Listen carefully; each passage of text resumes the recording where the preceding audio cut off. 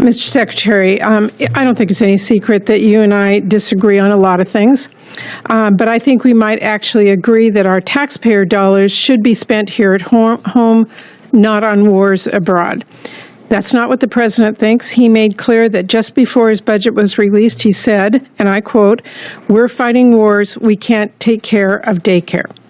And he backed it up with the numbers in this budget. His budget increases war funding by $500 billion, but he does not increase childcare funding by a penny. And it actually slashes funding for preschool programs by $315 million.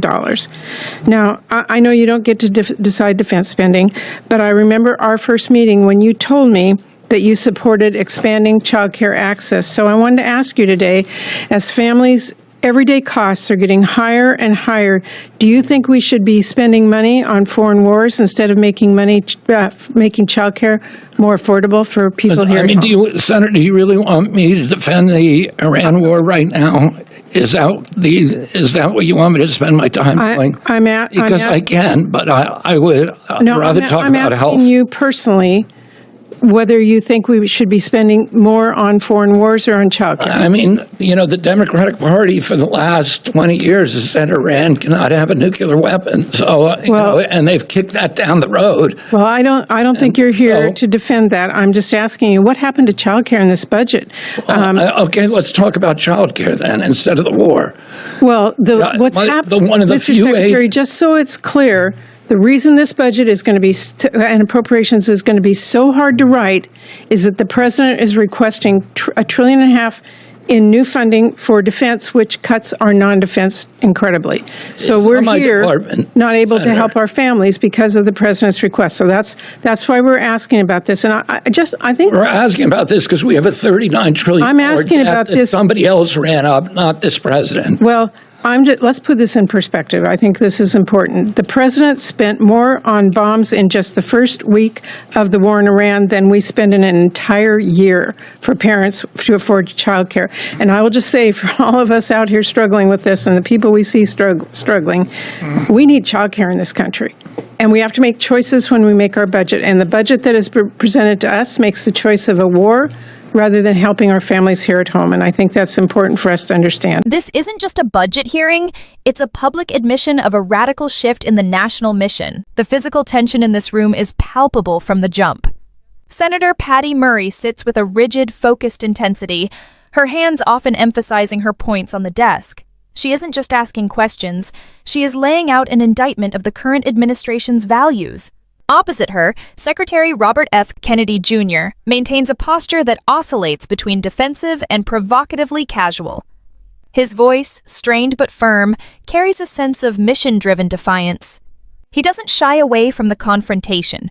He leans into it, often answering a question with a sharp counter-question or a pivot to his own specific grievances with federal agencies. One of the most shocking moments in this exchange is the direct comparison of war spending to domestic investment. Senator Murray points out that the administration spent more on bombs in the first week of the war in Iran than the United States spends on childcare in an entire year. That is a staggering statistic that reframes the entire conversation. We're also hearing about a $500 billion increase in war funding, contrasted with a $350 million slash to preschool programs.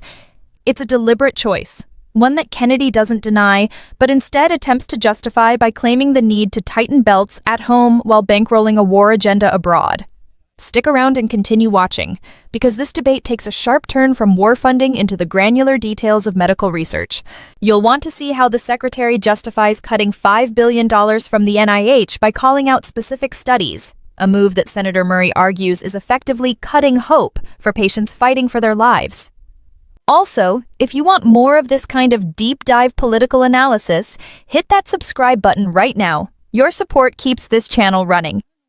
From the president. Now, meanwhile, while this budget bankrolls Trump's war agenda, it is also cutting crucial life-saving health investments. It slashes NIH funding by more than $5 billion, which would mean delayed cures. It means canceled studies. It means no hope for patients who are fighting for their lives.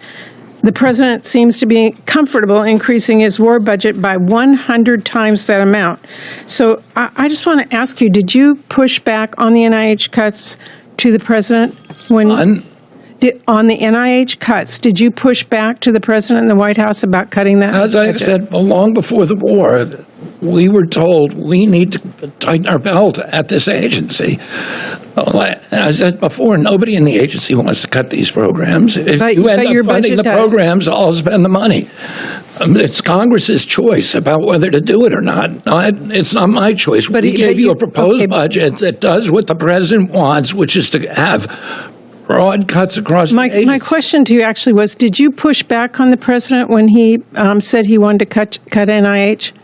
Did you push back in any meeting? Do you want me to tell you why I think those cuts are justified at NIH? I'd like to hear your rationale. We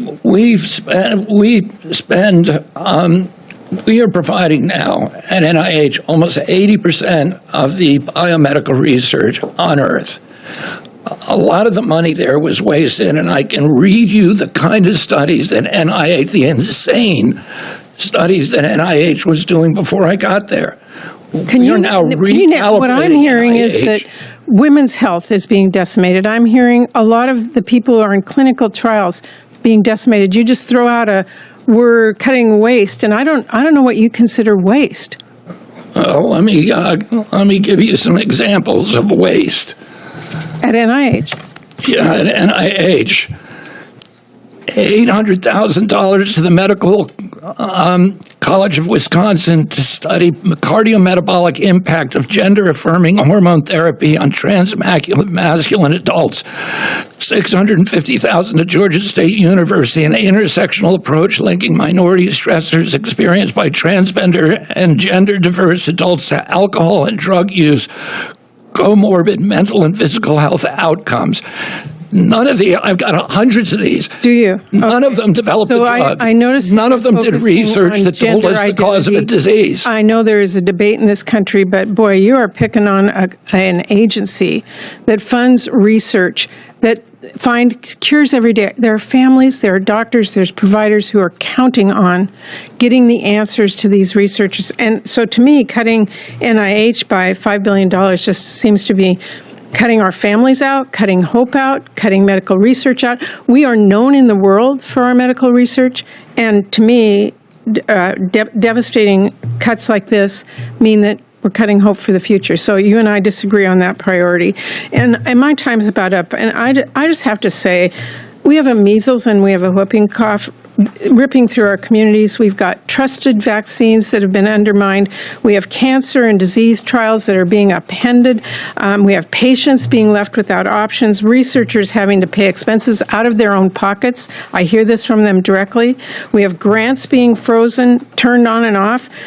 You actually canceled more than $500 million in cutting-edge vaccine research, only to fund a dangerous, unethical HPV vaccine study, and redirected funding from the state-of-the-art vaccine development to replace it with your hand-picked vaccine project that uses technology from the 1950s. So the workforce has been gutted. We are seeing canceling of billions of dollars in substance use, mental health. We see you pausing $5 billion in public health funding and terminating grants in blue states only.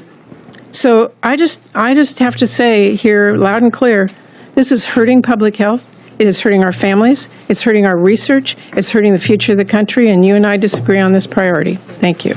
Analyzing the speech and language, Kennedy employs a very specific, populist contrarian rhetoric. He uses words like insane studies and waste to describe high-level biomedical research, a tactic clearly designed to appeal to a base skeptical of institutional expertise. He identifies specific grants regarding transgender health as examples of this waste, which Murray quickly identifies as a political picking on of marginalized groups. The body language during the NIH segment is revealing.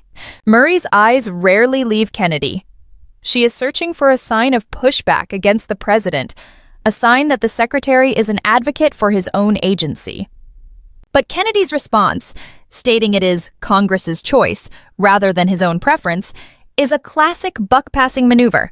It's an observation of a leadership that is either unwilling or unable to defend its own department's budget. There are parts of this video that suggest a deeply fractured government. Murray mentions that grants are being frozen, turned on and off, and specifically alleges that public health funding is being terminated in blue states only. If true, this represents a level of partisan weaponization of the federal budget that is truly unprecedented in recent history.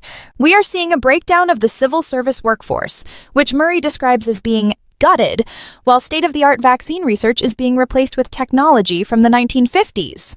Ultimately, this transcript reveals a Department of Health and Human Services that is no longer focused solely on health, but is being used as a front in a broader cultural and geopolitical war.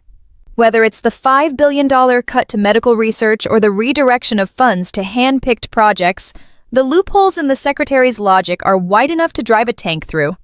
What do you think? Is this a necessary tightening of the belt, or are we watching the deliberate dismantling of America's scientific and social infrastructure? Let us know in the comments. And again, don't forget to like this video and subscribe for more detailed breakdowns of the hearings that are shaping our future.